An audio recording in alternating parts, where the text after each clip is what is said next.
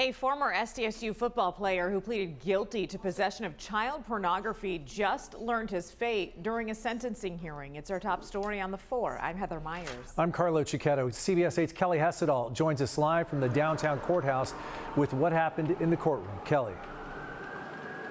Well, Nowlin Ewaliko faced up to 3 years in state prison, but he was sentenced to 180 days in county jail as well as 2 years probation, and he also must register as a sex offender. Now, to start things off, his defense attorney made a plea to the judge. He said this is a 20-year-old kid who was a star athlete. He had a bright future, and it was all taken away.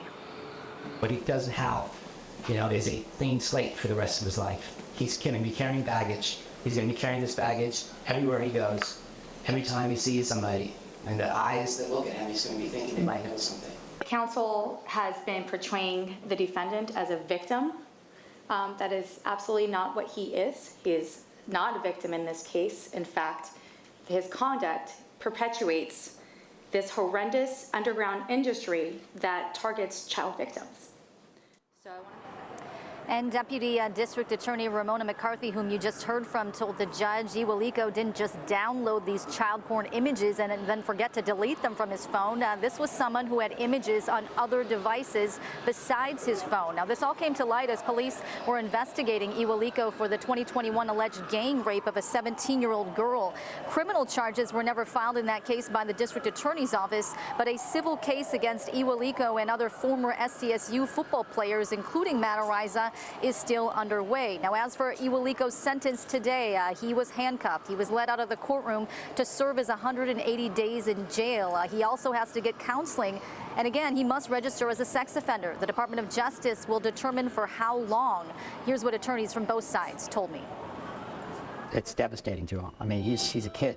I mean, he was a kid when this happened, and he's still a kid. And it's very difficult for him to come to grips with the fact that this will impact the rest of his life. We don't put everybody in one box and one size fits all. That's never going to happen. What we will do, however, is look at the severity of what the person possessed, the age of the defendant's prior criminal history, if any.